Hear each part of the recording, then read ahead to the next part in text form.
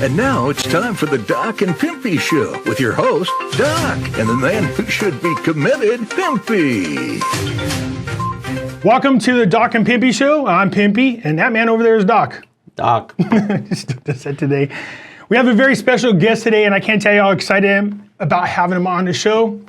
We're going to let Doc go ahead and introduce him because his resume is literally about the size of a novel. So Doc has figured out a way to summarize it. Go ahead. Yeah, this is, we're going to introduce you to Gunther Sonnenfeld, is the co-founder and CEO of Rare Technologies, Inc., partner at Novena Holding Group, and co-founder of a flagship nonprofit foundation called The Change Up Project, which he is developing with his life partner, Erica, in order to help troubled youth cultivate life skills and become active leaders in their communities.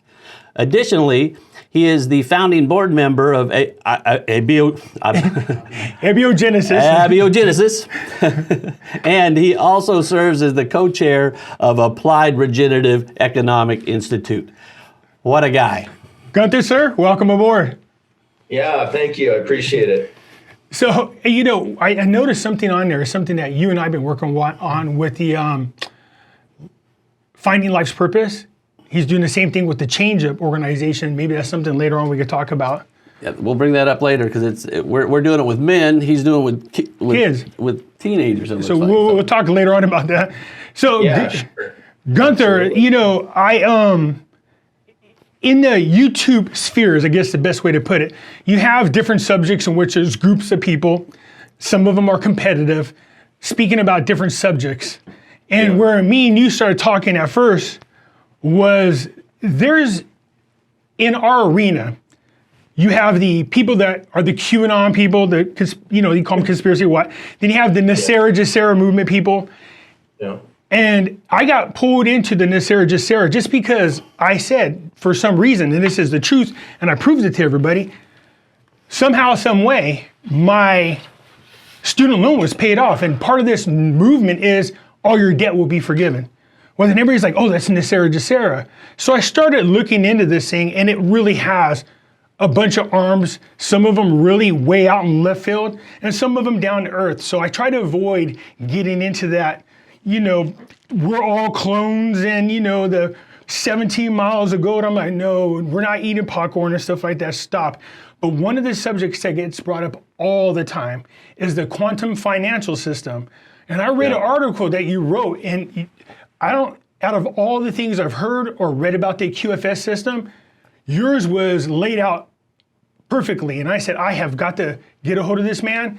And so then when I started doing my research into it, I was like, okay, so he talks about a lot of subjects that I absolutely like. But me and you spoke about this and you wanted to come aboard and kind of clear some things up about the QFS system. So if you don't mind, please, if you could just help clear some of the stuff that's out there. Yeah, the QFS is not one thing, right? So it was given this designation because a bunch of basically central banks and private banks, mostly private banks, to be honest with you, were developing a new cross-border interbank payment and settlement system, right? Which you see right here. So the QFS is not one thing at all. There's a lot of different people working in quantum computing, quantum computation. Those are different things. I'm going to show you what I mean by that a little bit later. There's central bank groups, which we've touched and worked with on some level. There's private banking groups we've worked with. So in a nutshell, what people are considering the QFS right now is basically an improvement on the SWIFT system. Yes. And you probably noticed that back in January or February, SWIFT was operating at about 20% capacity. So if you were trying to send payments over $10,000 from one bank to another bank, you probably experienced some difficulty with that, which is not to say that it's always kind of a pain in the ass to send wire transfers, but it was pretty pronounced starting at that time. So there has been a switchover, and it's not a white hat or a black hat thing. It's not specific to the cabal, although, you know, there's private banking groups that are doing their monkey business and all that stuff. But the QFS is not a thing. It is a bunch of components that are all being developed in different ways, which is great because there's not one governing authority over this. Sure. There's not one oversight group. Anybody who says that that's the case, I can just tell you from experience, I mean, I could be wrong, but I've never heard some of these names being bandied about in the circles that I run in. May I just kind of throw what's being said out there? So we have a YouTuber out there claiming to be on the board of directors and that, you can't use the QFS system unless you are in, what is that, G4, G5, D4, D5, consciousness, because God is in control of this and he has a switch and you can't benefit from this and get your free money from the government. Or unless you buy some Chinese gold-backed bonds. I'm sorry, I'm trying to be serious about this because this is the nonsense that's going out there. You have one group of people selling old, ancient Chinese bonds, claiming that the gold-backed real bonds you have to have in order to get into the system. Also, you have to be, at your conscious level, you have to be D4 or D5 or the QFS system doesn't read you and you don't get your free money from the government. These are the types of nonsense that are going on out there, just so you're aware. Yeah, no, I don't pay attention to it, but I can only imagine. There's other people that say that, I don't know, I've heard there's a woman out there who claims to be the successor to,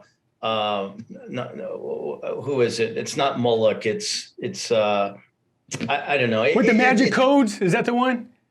Who? There's like a lady. Well, you have a few people. You got Mike Contrella, who's on Mark Z's show, claiming that he owns these codes. That if he puts them in, it releases the blessings to everybody. You have a woman claiming to have the same kind of codes. You see what?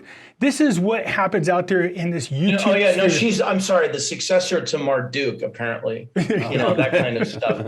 Look, honestly, I'm not suggesting.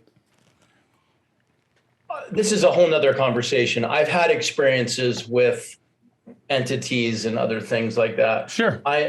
The supernatural world definitely exists. Oh yeah. There are what people would consider to be alien entities around. I mean, that military people will tell you that that's indisputable. People in the Air Force, people in high-level military intelligence. Oh, it's coming out now. So that all exists. But the thing is, anybody who's making claims like this about a quantum system it's a psyop, and they're out of their mind because, I mean, unless I'm totally, out of touch with reality here. I mean, these names have never been bandied about in the circles that I run in and that I work with. And I'm not saying I've worked with everybody, but God, I don't know. We've touched these projects with our own hands. I mean, it's just fantasy. But here's my concern about what's going on out there in YouTube and with all these wackadoos saying their stories. You have them selling products that they say can help them or protect them. Yeah. We know of people who have committed suicide based on dates and promises that were made by these people. That's when I said, look, I'm familiar with who they are. I've did interviews with them, but I usually whatever they do, that's their business on their show. But when people started dying, then I had to come out and unfortunately speak against them because it's like, look, stop, stay grounded. Just take a step back and apply common sense here. Because if this was the case, this would happen. But it's unfortunate. So I'm glad to have you come aboard and talk about the QF system, is what you know about that. The reality-based. Reality-based. Look. There's a lot of different components. There is a capability to do a photonic transfer of payments in either settlement form that operate at a $3.5 trillion bit rate, which basically exceeds the speed of light. I mean, that is based on entanglement principles that are quantum physics based. There's quantum computation, and I'll show you what that looks like. I've been involved in this for a long time. That exists, right? And I know even the term quantum has been sort of hijacked. There's people like Cliff High, who I love. Cliff is amazing. But he says, quantum doesn't really exist. I think what he's saying is that it's just a term that's bandied about. But these things really exist in the physics realm, in the scientific realm, in the mathematical realm, and they're very real. And, you know, if you understand nonlinear factorization as one example, you know that quantum computation, and I'm not talking about processing, I'm talking about computation, can bypass pretty much any form of encryption. So we're aware of this. And even though we're in the blockchain space building sort of the next generation of encrypted product solutions, we're very well aware of where the technology needs to go next. And I've been working on all that stuff to anticipate these changes. Sure.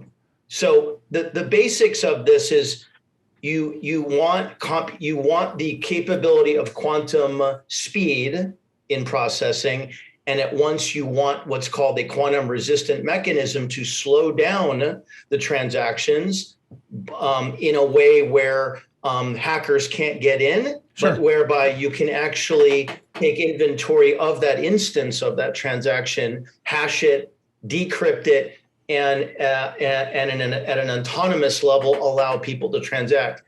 Most of the cross-border interbank settlement payments, all the stuff that you see the big banks doing is highly centralized. It doesn't account for any of that stuff. There's all sorts of nuances that they're not accounting for either with assets. I mean, they're basically pushing paper around in a digital form.